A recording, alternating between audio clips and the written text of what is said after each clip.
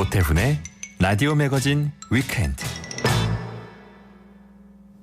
이번 시간은 마음이 자라는 교실입니다. 초등교육 전문가 유석초등학교 김선호 선생님과 함께하겠습니다. 어서 오세요. 네, 안녕하세요. 예, 이제 뭐 다음 주면 2월이고 네. 졸업 시즌이거든요. 네, 맞습니다. 과거에는 2월 초, 중순 이때 주로 많이 졸업을 했는데 요즘엔 이 시기가 좀 당겨졌어요. 예, 그 1월 초에 겨울방학하면서 바로 졸업을 한 학교도 있고요. 예. 또 2월에 개학해서 잠깐 등교하는 학교는 이제 지금 졸업 준비에 부산하고요. 지역별로 좀 차이가 있습니다. 작년, 재작년에는 코로나 때문에 교실에서 졸업장을 받고 끝낸 경우가 많았죠.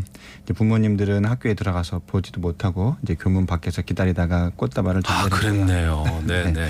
근데 이제 이번에는 학교 강당에서 졸업식다운 졸업식을 하는 학교가 제법 있을 거라 생각이 됩니다. 코로나가 바꾼 학교 교정이 상당히 많이 좀 인상적일 것 같은데 이번에 아이들 졸업하는 모습 보시게 되면 좀 담임 선생님 입장에서는 좀 마음이 많이 좀 뭉클하실 것 같아요. 네, 뭐 한창 이제 사춘기가 시작된 아이들이었죠. 함께 하다 보면 1년간 미운정, 고운정이 들고요.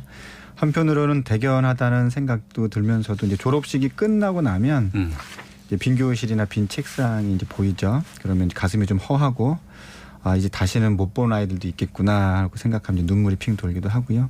이번에도 6학년 담임이라서 곧 떠나 보낼 거고요. 네. 지금까지 6학년 아이들 한 6번 정도 졸업을 시켰습니다. 예, 첫 번째, 두 번째 졸업시킬 때는 아이들 보내놓고 봄방학 내내 좀 힘들었던 기억이 있고요. 지금은 한 약 일주일 정도만 이제 힘들어합니다. 이제 일부러 그렇게 하고요. 나름 마음속에 이별을 받아들이고 정리를 해야 또 3월달 새 아이들 맞이할 때 그 아이들을 품에 받아들일 여지가 생겨서요. 그렇게 조절을 하고 있습니다. 궁금한 게 선생님들은 그 떠나보낸 그 졸업생들 있잖아요. 네. 얼마나 기억하세요? 아이들 얼굴 이미지는 다 떠오르죠. 그래요? 네. 그런데 이름은 깜빡깜빡해도 네. 얼굴 보면 내가 졸업시킨 학생이구나라는 걸 아세요? 그 손짓이나 눈빛이나 행동이 습관이 그대로 다 보여요. 어른이 돼서 왔는데도. 찾아가야겠네요. 알겠습니다. 네. 그리고 이제 졸업하게 되면 부모님 입장에서는 우리 아이 졸업했으니까 선물 뭐 줄까 싶은데 어떤 게 좋을까요? 이제 졸업 선물이면서 동시에 또 중학교 입학 선물이 되겠죠. 이제 학급 아이들에게 졸업 선물 가장 받고 싶은 게 뭐냐고 물어보면 대부분은 아이패드 같은 이제 태블릿이나 뭐 에어팟, 닌텐도 등을 얘기하고요. 저는 개인적으로 이제 기억에 어릴 적 초등학교 졸업하면서 이제 전자 손목 시계를 그 땅에서 이제 선물을 받았으면 좋겠다고 생각했던 기억이 있어요. 네네. 그런데 그때 할머님께서 이제 소중하게 졸업장 보관통을 선물로 주시더라고요. 졸업장 보관통. 그 동그랗고 빨간색 있잖아요. 예. 그래서 근데 이걸 뭐 별로라고 할 수도 없고 이게 뭐지 했던 기억이 납니다. 요즘에는 뭐 졸업장 보관통이 사라진 지 오래됐죠. 이제 자녀에게 뭘 받고 싶은지 한번 꼭 물어보시고요. 특히 이제 중학생용 가방이나 운동화를 사주실 때는 꼭 같이 가서 사주시거나 모양을 물어보고 사주셔야 하고요.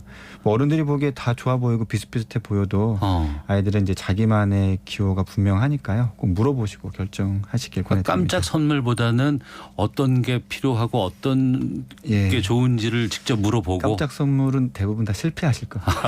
알겠습니다. 그 아이들 졸업한다는 게 아이들 입장에서는 어떤 마음일까요? 네, 그 지역마다 약간 일정의 차이가 있는데요. 대부분 다음 주면 이제 중학교 배정이 나와요. 네. 중학교 배정 통지서를 받으면 그때부터 이제 졸업을 실감하게 됩니다. 특히 이제 친했던 친구들과 다른 학교를 배정 받으면 이제 그걸 아는 순간부터 이제 눈물을 흘리는 아이들도 있고요. 그 반대로 친했던 친구가 이제 같은 학교 배정 받고 또 이제 뛸 듯이 좋아하는 아이도 있습니다. 친구 관계에 이제 민감하고 중요도가 한창 높은 나이죠. 특히 졸업을 앞둔 이제 이맘때 친구들이랑 더 연락도 많이 하고요. 하고 싶은 얘기도 많고 또 만나서 놀고 싶은 것도 가장 많아지는 시기가 지금입니다. 그래서 지금 요 기간 동안은 왜 친구들하고 이렇게 카톡만 하냐, 공부를 언제 하냐 이렇게 하면 자주 싸우게 되실 거고요. 네. 그보다는 누구랑 카톡을 하는지 그 친구랑 초등식에 어떻게 놀았는지 등 이렇게 물어보시면서 그 친구와의 추억을 어머님들도 함께 공유해 보시면 좋고요. 그러면 이제 그 대화 중에 우리 아이들의 생각들, 사고의 변화, 이제 성장 과정도 함께 느끼실 수가 있을 겁니다. 내 입장에서 보면은 꼰대 되는 건데 좀 자녀에게 신경 써줄 부분 뭐가 있을까요? 예, 그 졸업식 당일날 이제 졸업식이 끝나면 가족들과 함께 축하 사진을 찍죠. 네. 많은 부모님들이 이때 이제 사진을 찍고 나면 바쁘게 학교 근처 이제 식당에 가셔야 돼서 또 대부분 비슷한 날 졸업식 하기 때문에 이제 빨리 식당을 잡으려고 좀 서두르시는 편이 있는데요. 네. 가능하면 식당으로 가기 전에 친했던 친구들과 이제 충분히 같이 사진 찍을 수 있도록 시간을 배려해 주시면 좋습니다. 사진도 찍고 인사도 나누고 하면서 이별의 감정을 충분히 느끼게 해주는 것 성장 과정에서 무척 중요하고요. 또 6년이라는 시간 결코 짧은 시간이 아니죠. 한참 성장기에 함께했던 친구들에게 느끼는 감정은 이제 매우 특별합니다. 어른들이 이제 식당을 막 찾느라고 근데 아이들은 느끼면은 그러한 자신들의 감정이 어떤 무시당하거나 별것 아닌 것 같은 표정으로 느껴질 수 있으니까요. 그 부분 유의해 주셨으면 좋겠습니다. 근데 부모님이나 가족 입장에서는 아니 그 졸업식 날 식사하는 게 참 중요한 건데 네. 아니 쟤는 왜 자기 친구만 챙길까 이런 좀 거부감이 들기도 하거든요. 네, 그 사진 찍는 정도의 시간은 여유를 주시는 게 좋고요. 예. 가령 이런 아이도 있죠. 나 밥 같이 안 먹고 친구랑 밥 먹고 놀러 갈래 하는 친구들도 있어요.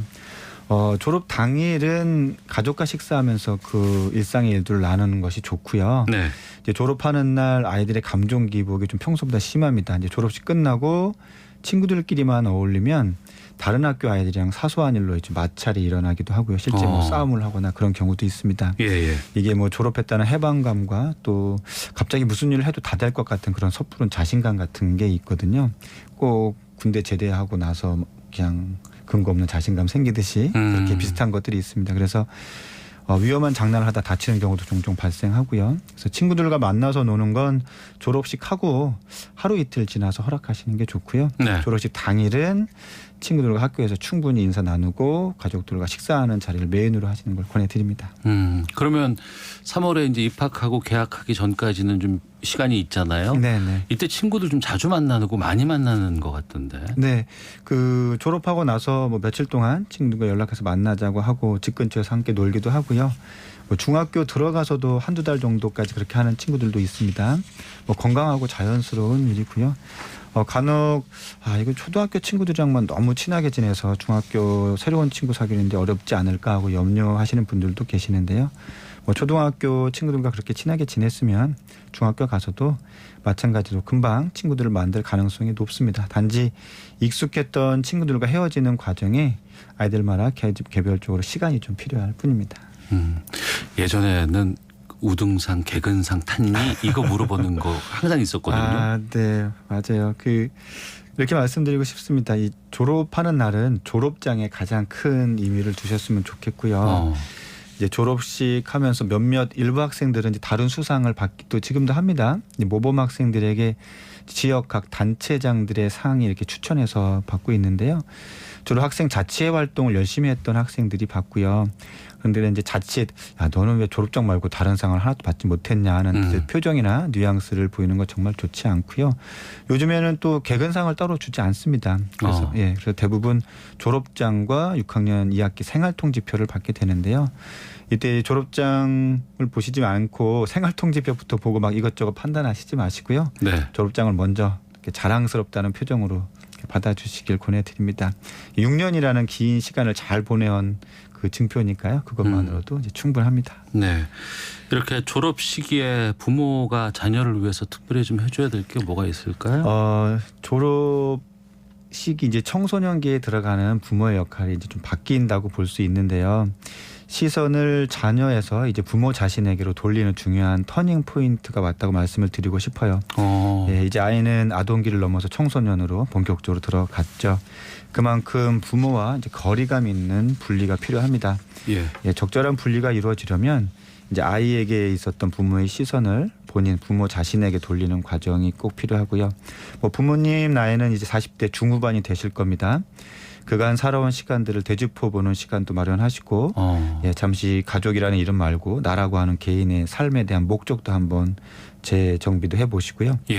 그 자녀를 유아기 또 아동기 케어하느라 이제 밀어놓았던 것들 중에 조금이나마 뭐 가슴이 좀 헛되었다고 생각되는 것들 다시 시작해 보시길 권해드립니다. 청소년기의 좋은 부모 역할 중 하나가 부모의 자기 개발이 포함이 됩니다. 아이만 보지 마시고 오히려 이렇게 아이들이 부모님이 이제 자기 개발 뭔가 전환하는 모습을 보고 이제 롤 모델을 삼죠. 네. 부모를 위한 시간이 될 수도 있다는 것. 맞습니다. 명심해야 될 것 같습니다. 자, 마음이 자라는 교실 유석초등학교 김선호 선생님과 함께했습니다. 오늘 말씀 고맙습니다. 네, 감사합니다. 예, 졸업식 노래를 들어볼까 합니다. 현음 중창단이 부르는데요. 1절 듣도록 하겠습니다.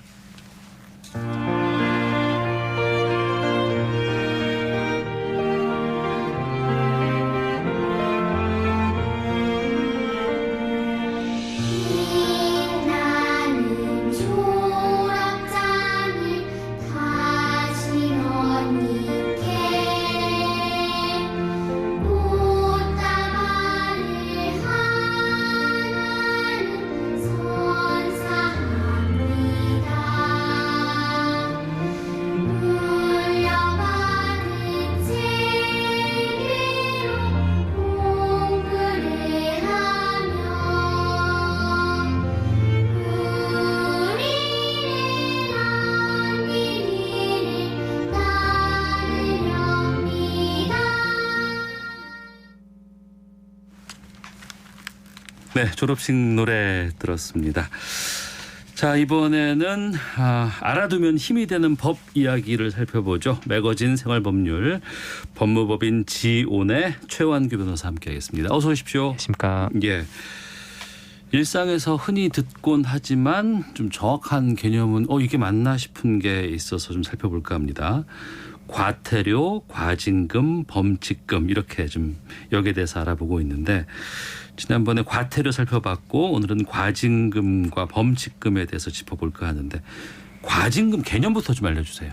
예, 과징금은 법령에 따른 의무를 위반한 자에게 그 위반 행위에 대한 제재로서 행정기관이 부과하는 것을 말하는데요. 예. 과징금에 대한 통일된 부과 기준이나 부과 금액 등은 없고 개별 법률마다 규정을 하고 있어서 과징금에 관한 내용이 통일되어 있지는 않습니다. 네. 다만 각 개별 법령에서 규정하고 있는 과징금을 세 가지 유형으로 분류를 해본다면요. 우선 불법 행위로 얻어진 경제적 이익을 박탈하거나 환수하기 위한 성질의 과징금이 있습니다. 네. 대표적인 것이 공정거래법에서 규정하고 있는 과징금입니다. 이 경우 해당 위반 행위별로 매출액의 몇 프로 이런 식으로 과징금을 규정하고 있고요. 두 번째로는 영업의 취소 또는 정지에 가름하는 과징금이 있습니다. 영업자가 행정상 의무를 위반했다고 해서 영업 정지 처분 등을 하는 것은 강력한 제재 수단이기는 하지만 오히려 해당 영업자의 영업 활동을 이용하는 일반 국민에게는 불편을 초래할 수 있기 때문에 공익적 고려에 따라 원래 영업 정지 처분 대신 금전적 제재로서의 과징금을 부과할 수 있게 한 것입니다. 그 영업 취소 아니면 영업 정지 이거 대신에 이제 과징금을 부과한다는 건데 이게 특별한 좀 업종에서 좀 많이 부과하는 경우가 좀 있는 것 같아요. 예, 원래는 자동차 운수 사업, 도시가스 사업, 방송업 등 공익성이 강한 분야에서 이런 과징금이 많이 있었는데 네. 현재는 영업 정지 처분을 하더라도 국민에게 그다지 불편을 주지 않는 분야에까지 영업 정지를 대체하는 과징금 제도가 많이 활용되고 있습니다. 그리고 과징금의 세 번째 유형으로는 행정의 실효성 확보 수단으로서 순수하게 금전적 제재의 성질을 갖는 과징금이 있습니다. 예를 들면 부동산 실명법을 위반해서 명의 신탁을 한 경우 해당 부동산의 평가액과 위반한 기간에 따라 과징금이 부과되는데요. 네. 이런 종류의 과징금은 앞서 말씀드린 과징금처럼 위반 행위로 취득한 이익을 환수하기 위한 것도 아니고 영업 정지 처분을 대체하는 성질의 것도 아니어서 단순한 금전적 제재에 해당하는 과징금입니다. 사실상 과태료와 다를 바가 없는데 제재의 실효성을 위해 통상의 과태료에 비해서는 금액이 훨씬 큰 경우라고 볼 수 있습니다. 세 가지 과징금의 유형을 말씀해 주셨는데 여기서 가장 많이 발생하는 사례는 어떤 거예요? 과징금 가운데 상당 부분이 영업 정지 처분을 대신하는 과징금인데요. 통상 영업 정지 처분을 대신하는 과징금은 해당 법령에서 영업 정지 규정을 두면서 별도 규정으로 영업 정지 처분에 가름해서 얼마 이하의 과징금을 부과할 수 있다는 규정을 두고 해당 과징금 부과 기준을 하위 법령이나 별표로 상세히 규정하고 있는 경우가 많습니다. 네. 예를 들어서 구청에서 식품위생법상 영업정지 처분을 부과하는 대신에 이에 가름해서 과징금을 부과한다고 할 때 매출액 구간별로 영업정지 1일에 해당하는 과징금 액수를 규정해 두고 있습니다. 이것도 업종별로 다 다른데요. 예를 들어 식품 및 식품 첨가물 제조업, 가공업 외의 영업에 해당하고 연간 매출액이 3천만 원 초과 5천만 원 이하인 경우에는 1일 과징금 액수가 10만 원인데 네. 영업정지 1개월 대실 과징금을 부과한다고 하면 영업정지 1개월, 즉 30일이죠. 30일 곱하기 1일 과징금 액수 10만 원 해서 300만 원이 과징금이 되는 방식입니다. 이 과징금 부과 기준에 관해서는 해당 법령에서 매우 상세하게 규정이 돼 있어서 거의 기계적으로 영업정지에 가름해서 과징금이 부과되는 경우가 많이 있습니다. 네. 과징금을 안 받는 게 제일 좋겠습니다만 이제 부과가 되는 경우에 해당이 됐을 때 어떻게 납부하면 되는지 그리고 납부하지 않으면 어떻게 되는지요? 예, 과징금 부과에 관한 구체적인 사항은 과징금을 규정하고 있는 해당 법령별로 살펴보셔야 되는데요. 법령에 따라서는 과징금 납부기한 연장이나 분할 납부 제도가 있는 경우가 있습니다. 통상 어떤 경우에 인정되냐면 재해 등으로 재산의 현저한 손실을 입은 경우나 사업 여건이 악화돼서 사업이 중대한 위기에 처한 경우 등의 연기나 분할 납부를 인정해 주는 경우가 있고요. 네. 과징금 미납 시에 가산금을 부과하거나 국세 체납 처분의 예에 따라 징수할 수 있게 규정되어 있는 경우도 있고 아예 과징금 부과를 취소하고 원처분, 즉 원래 영업정지 처분을 할 수 있도록 규정한 경우도 많이 있습니다. 네. 지난번에 과태료에 대해서 알려주셨을 때 이 과태료는 불복하는 경우 이의 제기할 수 있다 이렇게 말씀하신 걸로 들었어요. 과징금도 그러면은 난 이거 억울하다 싶으면은 뭐 불복하거나 이의 제기할 수 있습니까? 예, 과징금 부과 요건 자체에 해당되지 않는데 부과가 되었다든지 부과는 될 수도 있지만 재량을 남용해서 금액이 과하다고 할 수 있는 경우에는 이를 다투셔야 할 텐데요. 예전에 과태료의 경우에는 해당 과태료를 부과한 행정청에 먼저 이의 제기를 하고 그래도 행정청이 과태료를 부과하려고 하면 법원으로 넘어가서 법원이 과태료 재판을 해서 부여 여부가 결정된다고 말씀드렸는데 네. 과징금에 대해 불복을 하시려면 해당 행정처분을 취소해달라는 행정심판이나 행정소송을 제기하셔야 합니다. 행정심판은 해당 행정청이나 행정심판위원회에 심판 청구서를 제출하는 것이고 예. 행정소송은 법원에 소장을 제출하는 것인데요. 각 절차의 요건들이 여러 가지가 있지만 불복 절차에서 가장 중요한 것은 청구 기간이나 제소 기간을 지키는 것입니다. 비유를 하자면 시험을 볼 때 답이 맞았든 틀렸든 시험지는 제출해야 되지 않습니까? 예. 그것처럼 행정심판의 경우 처분이 있음을 알게 된 날로부터 90일 이내, 처분이 있었던 날로부터 180일 이내에 청구를 해야 되는 것이고요. 행정소송의 경우 처분이 있음을 알게 된 날부터 90일, 처분이 있었던 날로부터 1년 이내에 제기를 해야 됩니다. 예외 조항이 있긴 하지만 기본적으로 위 기간 내에 제기를 하셔야 된다고 생각하시면 됩니다. 네. 과태료 이어서 과징금에 대해 살펴봤고 이번엔 좀 범칙금에 대해서 좀 넘어가 보겠습니다. 범칙금 하면은 이제 우리가 운전하다가 걸리는 이제 잡혀서 딱지 떼고 막 이런 거 있잖아요. 네. 이게 범칙금인가요? 네네. 그 범칙금은 행정기관이 법규를 위반한 사람에 대해서 일정에게 납부를 통고를 하고 이를 납부하지 않으면 직결 심판에 붙여서 20만 원 이하의 벌금, 구류, 과료에 처해질 수 있는 금전적 제재입니다. 네. 여기서 벌금, 구류, 과료는 모두 형사처벌 종류인데요. 벌금은 5만 원 이상의 납부 의무를 지우는 형벌이고 구류는 1일 이상 30일 미만 동안 교도소, 구치소, 경찰서 유치장에 구치하는 형벌입니다. 구치하는 기간이 1개월 이상이 되면 징역 또는 금고라고 합니다. 그리고 과료는 2,000원 이상 5만 원 미만 금액의 납부 의무를 지우는 형벌을 말합니다. 이렇게 범칙금을 규정하고 있는 법률들이 여럿 있는데요. 네. 도로교통법 외에도 경벌죄 처벌법, 자동차 관리법, 출입국 관리법 등에서도 범칙금을 규정을 하고 있고 절차가 유사하기 때문에 도로교통법상 범칙금 절차에 대해서 말씀을 드리겠습니다. 네. 도로교통법에서는 범칙금을 부과할 수 있는 범칙 행위와 그에 따른 범칙 금액을 규정하고 있는데요. 속도 위반을 비롯해서 수십 가지의 범칙 행위 유형이 있습니다. 그리고 범칙금도 1만 원부터 15만 원까지 다양하게 있습니다. 이런 범칙 행위가 적발되면 범칙금 납부 통고서를 받는데요. 네네. 성명이나 주소가 불명확하거나 달아날 우려가 있거나 납부 통고서 받기를 거부하면 바로 직결 심판을 받게 됩니다. 그 범칙금 통고를 받고 이제 직결 심판을 통해서 이제 받았어요. 그러면 범칙금을 내야 되는데 이거 안 내면 어떻게 됩니까? 예, 범칙금 납부 통고서를 받고 10일 이내 납부를 하지 않으면 그 이후 20일 내에 원래 범칙금의 1.2배를 납부해야 하는데요. 예. 그래도 납부를 안 하면 직결 심판에 회부됩니다. 직결 심판은 증거가 명백하지만 경미한 사건을 신속한 절차로 심판하기 위해서 경찰서장이 청구를 하면 지방법원, 지원 또는 시군법원의 판사가 행하는 약식 재판입니다. 범칙금 납부가 잘못됐다고 생각하면 해당 경찰서 교통계에 이의를 제기할 수도 있는데요. 네. 이 경우에도 바로 직결 심판에 회부가 됩니다. 참고로 직결 심판이 선고되기 직전까지도 범칙금을 납부만 하면 직결 심판 청구는 취소되는데요. 다만 이 경우 원래 통고된 범칙금의 1.5배를 납부해야 합니다.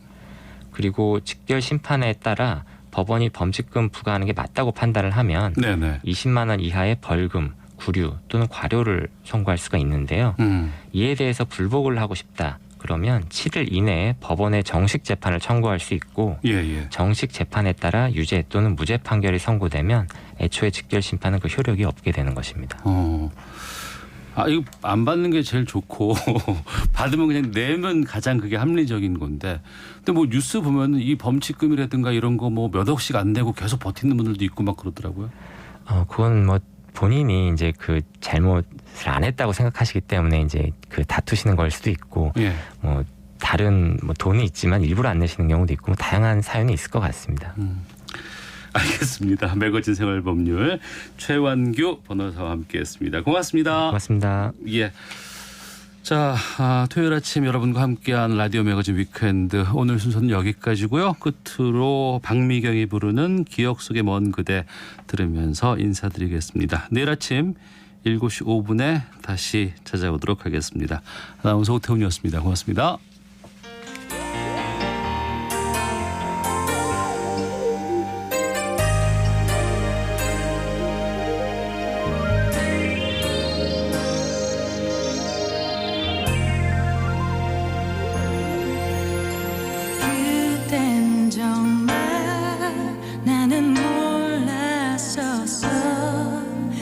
사랑이 나에게는 얼마나 소중했었는지 내 멋대로 너를 보냈었지 눈물 흘리며 애원하던 너를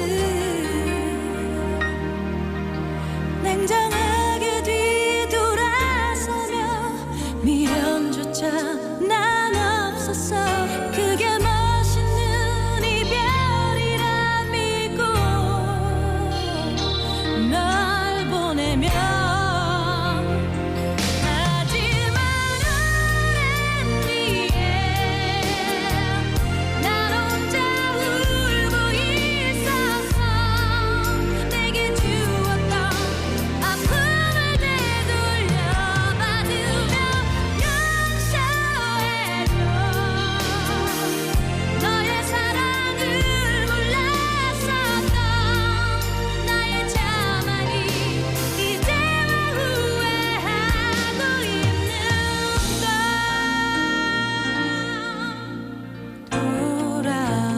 돌아보면 나의 기억 속에 너는 언제나 웃고 있어 상처받은 가슴을 안고